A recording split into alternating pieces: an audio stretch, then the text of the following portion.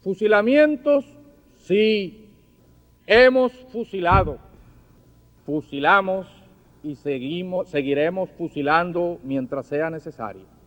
Nuestra lucha es una lucha a muerte.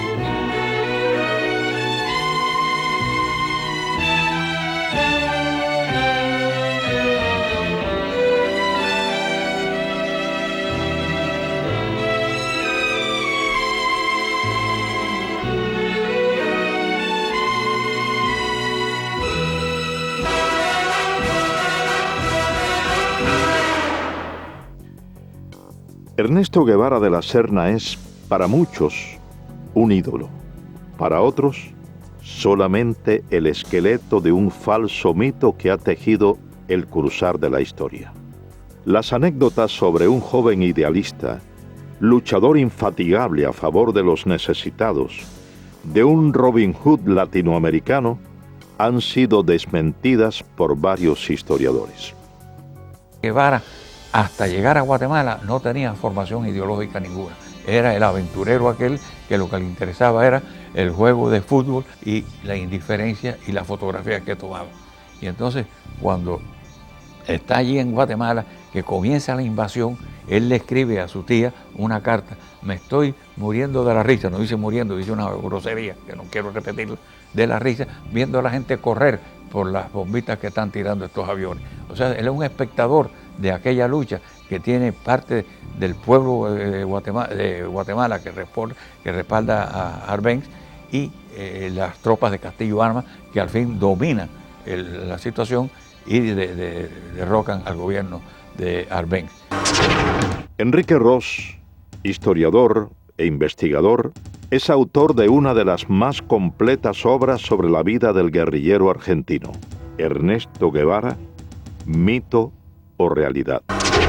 En ese momento, Guevara decide, sin haber participado de la lucha, ingresar en la embajada argentina y fue atendido, y de nuevo lo vuelve a decir Ernesto Guevara en su diario, ¿no?, que él recibió una cortesía grandísima de la embajada porque recibía lo que él más quería, que eran periódicos de la Argentina que venían con regularidad a la embajada, y el bife, que es la carne que servían allí.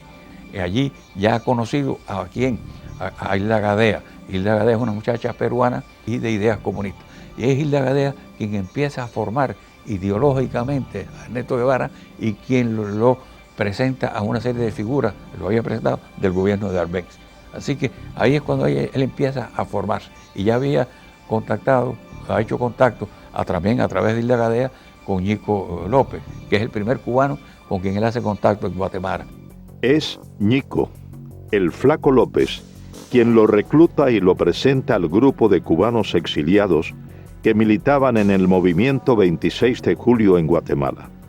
De esta forma, Guevara inicia una faceta de revolucionario y posteriormente viaja junto al grupo de cubanos a México.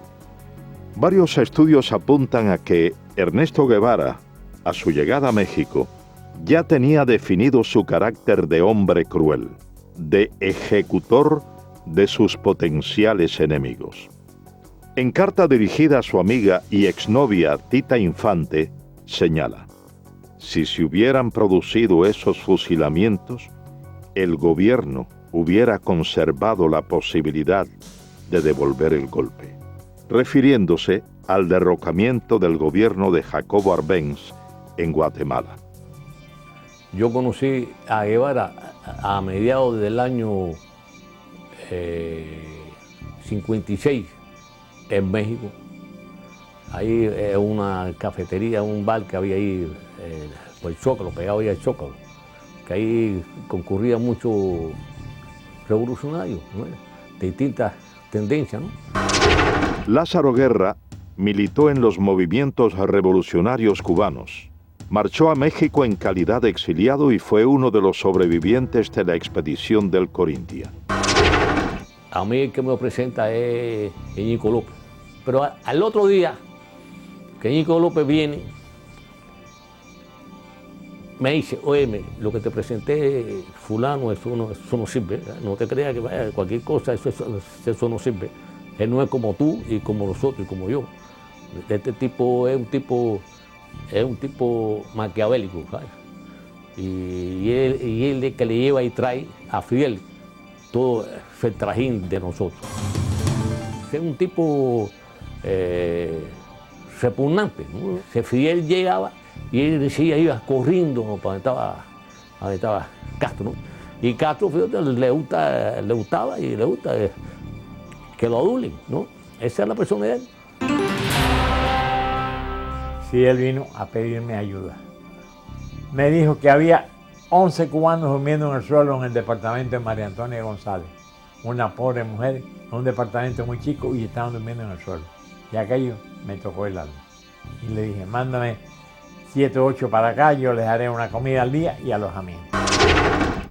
Orlando de Cárdenas, periodista, fue amigo de Fidel Castro. Vivía en México y fue uno de los principales colaboradores del movimiento 26 de julio en tierras aztecas.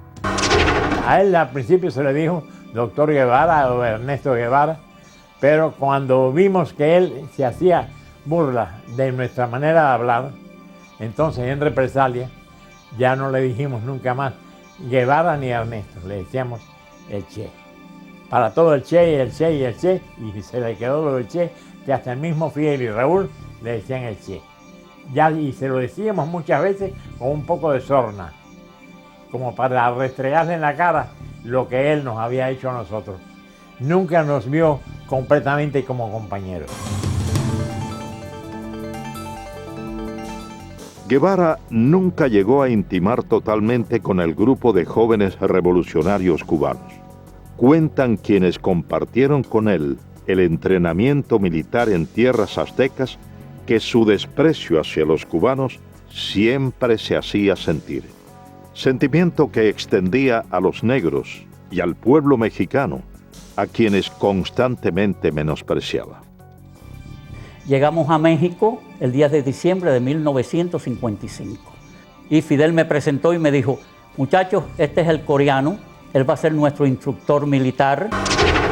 Miguel Sánchez, el coreano, combatió junto a las tropas estadounidenses en la Guerra de Corea.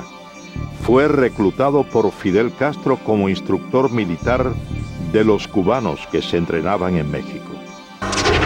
Allí en la casa de María Antonia González conocí a Ernesto Guevara de la Serna, que después le decían el Che, todavía le decíamos el Chancho, porque él tenía poca afición por bañarse y siempre tenía un olorcito arriba que olía como a riñón hervido.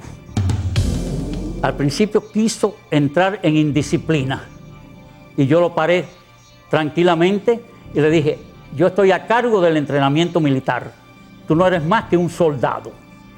Se me puso a echar una sonrisita y yo le dije, 20 planchas, Ernesto Guevara de la Serna, y dio las 20 planchas. Él despreciaba a los negros. Muchísimas veces tenía problemas con Juan Almeida Bosque, que le decía el negrito. Y Juan Almeida se insultaba. Y entonces yo dije, mira Juan, tú lo que tienes que decirle cuando te diga el negrito, dile, tú eres el chancho porque tú no te bañas. Y así se lo decía Juan Almeida Bosque. Después despreciaba a los indios. Fíjate cómo dijo, la indiada analfabeta de México.